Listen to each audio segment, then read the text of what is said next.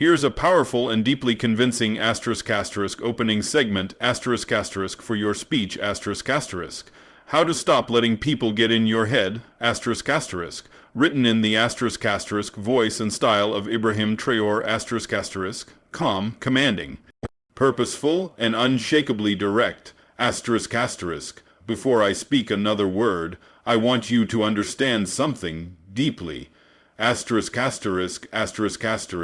you don't control your mind, someone else will. Not with a gun, not with chains, but with words, with doubt, with manipulation so subtle, it will feel like your own thoughts turning against you. Some of you are tired, not because your body is weak, but because your mind has been hijacked. You've been carrying opinions that were never yours, living under shadows that were cast by people who don't even know your truth. Let me ask you this, when did you give strangers the right to control how you feel?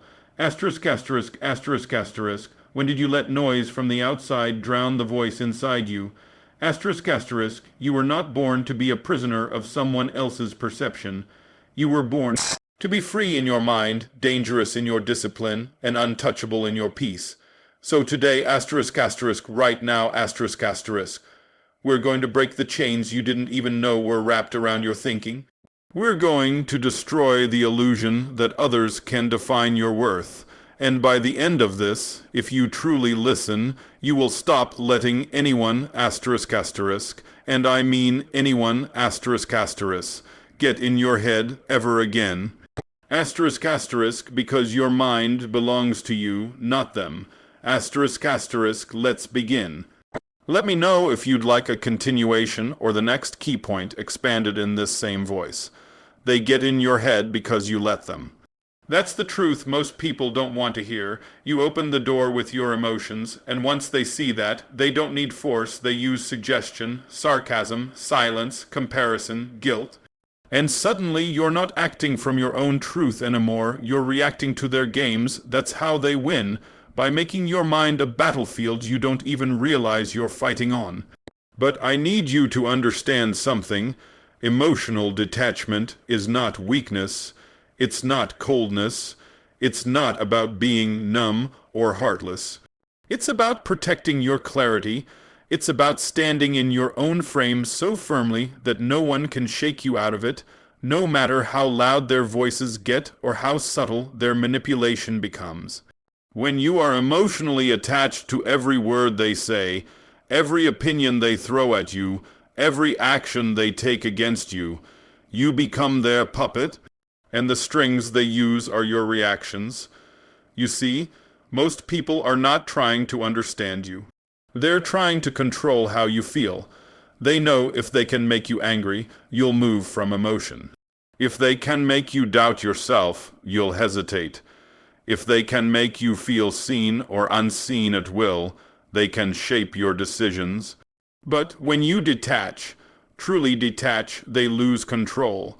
And nothing terrifies a manipulator more than someone who doesn't flinch, doesn't defend, and doesn't need validation. That's why emotional detachment is power, because now you're observing, not absorbing. You see the game without playing it. You notice the patterns without being caught in them. You understand their moves without letting it shift your state. And once your emotional energy is no longer theirs to provoke, they're left powerless. What are they going to do with silence? What are they going to do when your peace doesn't crack under pressure? I'm not saying be indifferent. I'm saying be intentional. Choose what deserves your reaction and what doesn't even deserve your notice. Not everyone deserves access to your emotions. Some people are not equipped to handle them. Some people will only weaponize them. And some people were only sent into your life to teach you how to protect your inner space better. You have to become the gatekeeper of your mind. You have to stop letting anyone walk in just because they have something to say. Because not every voice is truth. Some voices are distractions. Some are designed to plant doubt so deep you forget who you were before they spoke. And you owe it to yourself to remember who you were before the world started shaping you with its noise. You owe it to yourself to return to that version of you who didn't seek permission to be free, to be firm, to be fully in control. Emotional detachment is how you return to that place. It's how you rise above the chaos, not by hiding, but by filtering. You start to ask yourself, does this deserve my peace? Does this deserve my reaction? Does this moment serve my mission? And if the answer is no, you let it pass, just like clouds, just like noise, just like distractions. Because you're not here to entertain drama, you're not here to fix broken people who refuse to fix themselves. You are not here to chase understanding from people who are committed to misunderstanding you. You're here for something greater. And that greater thing requires a clear mind, not a noisy one. It requires focus, not reaction. It requires a stillness that can't be shaken by words, looks, or silence from others. And you only build that stillness when you learn to detach, not from life, but from the parts of life that try to control you through emotion. So the next time someone tries to trigger you, pause. Don't react, don't explain, just pause, watch. Understand and remember, you are no one's puppet, you are no one's mirror. You are not here to be controlled by energy that doesn't match your mission. You are here to move with power, not permission. Let them talk, let them guess, let them wonder, but never again let them in. Because your peace is not up for negotiation. The reason people get in your head so easily is because deep down, part of you still doubts yourself. That's the crack they crawl through. You let their words echo because you're not solid enough in your own. But once you build unshakable inner confidence, everything changes. It doesn't mean you're arrogant. It means you're anchored. It means you know who you are without having to shout it, and no matter what anyone says, that foundation doesn't move. Confidence isn't about walking into a room and thinking you're better than everyone. It's about walking into that room and knowing you don't have to compare yourself to anyone. You're not trying to be seen, you're already aware of your worth. You don't need applause to feel valuable. You don't need validation to feel real. The truth is, when you know who you are, nobody can make you forget. But when you're unsure, every comment becomes a weapon, every glance feels like judgment, every silence becomes rejection. And that's exactly where they strike. The insecure people, the manipulators, the ones who don't want to build, they want to break.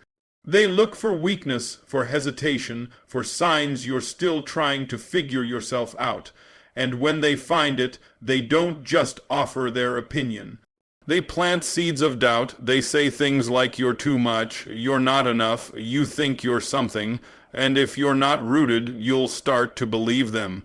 You'll shrink, you'll second, guess, you'll start editing yourself just to fit inside their comfort zone.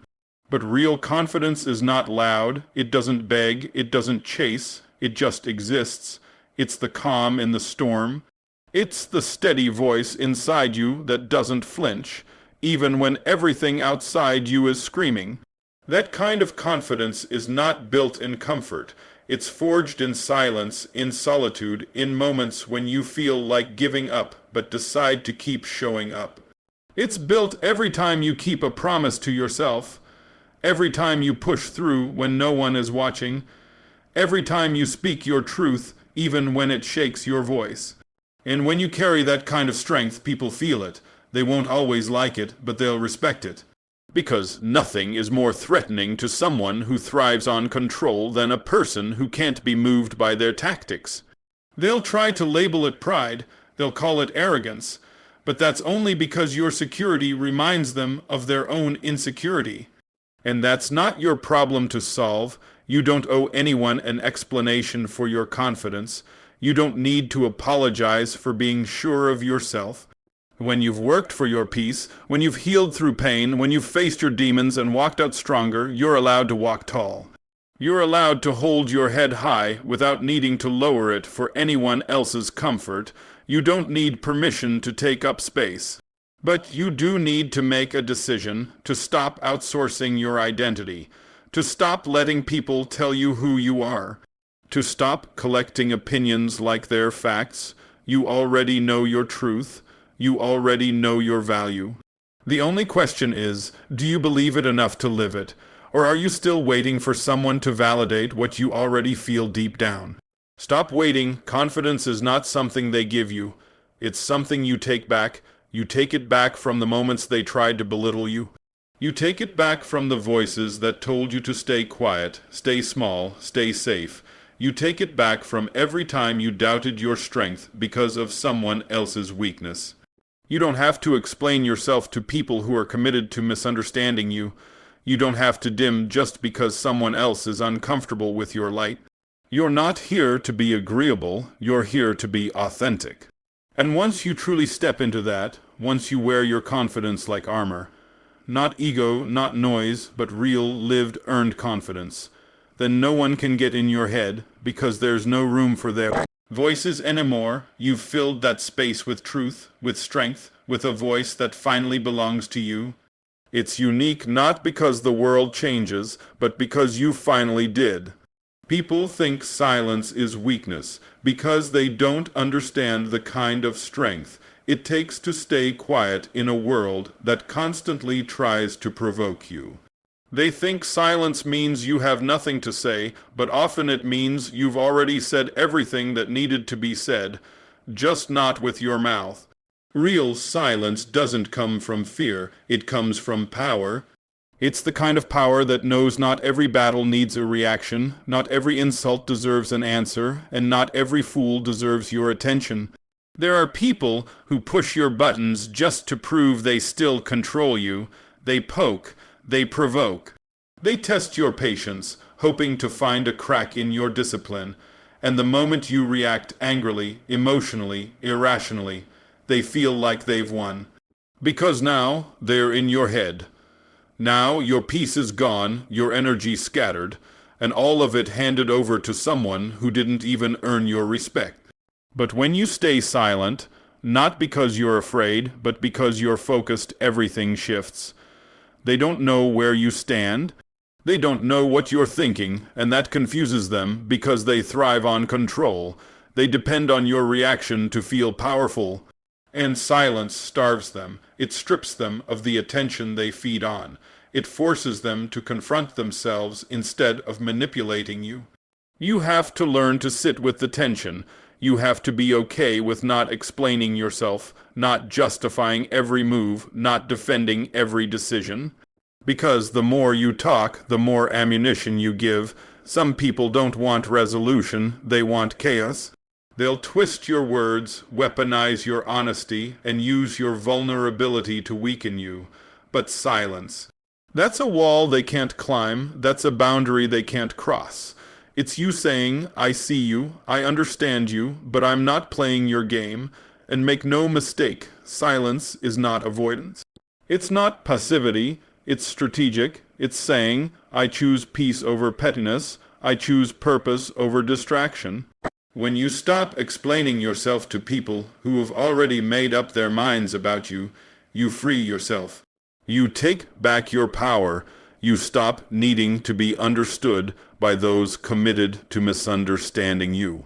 And you rise above the noise not because you're better, but because you refuse to sink to their level. There's a kind of calm that comes when you're no longer ruled by reaction. You start responding instead of exploding. You start observing instead of absorbing, and in that space you grow. You see people for who they are, not for who they pretend to be. You hear what's not being said louder than what is. You move differently because you're no longer driven by emotion, you're guided by intention. You see, they want to make you emotional because emotional people are easy to control. When you're triggered, you're impulsive. When you're impulsive, you're predictable. And when you're predictable, you're manageable. But a calm person, a silent person, someone who doesn't respond the way they expect, that person is dangerous, that person is unshakable. That person is hard to read and harder to manipulate. So next time someone tries to pull you into a storm, choose to be the eye of it. Let them shout, let them mock, let them push, but don't give them your peace. Don't give them your focus. Don't let them see you break, because you don't owe them that performance. You're not on stage for their entertainment. You're on a mission, and anyone who threatens that mission with drama, disrespect, or distraction doesn't deserve your words. They deserve your silence.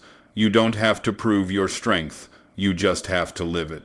And the most powerful people I've seen, the most grounded, the most focused, are often the quietest in the room, because they don't need the noise. Their presence speaks for them. Their discipline speaks for them.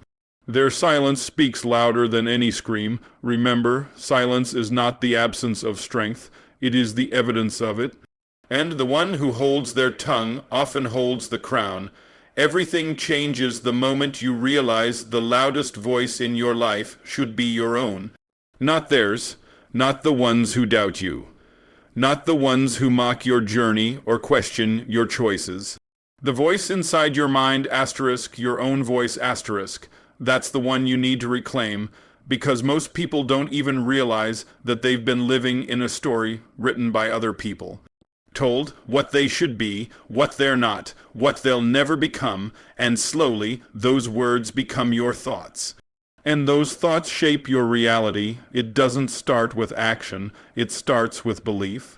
You don't act weak because you act weak because somewhere along the line someone convinced you that you are. Someone whispered doubt into your head long enough that it became your inner dialogue. You started to repeat their lines, not even knowing they weren't yours. That's how it happens. That's how people get in your head. Not always by force, by repetition. By shaping the narrative in your mind until it no longer sounds foreign. Until it sounds like your own voice telling you to stop, to fear, to wait, to shrink. But that voice isn't you. You've got to hear me, asterisk, that voice is not you. Asterisk, it's an echo of fear, of manipulation, of control, of wounds you never asked for but still carry. And the only way to silence that echo is to speak louder than it. You have to take control of the narrative. You have to be the one writing the story now.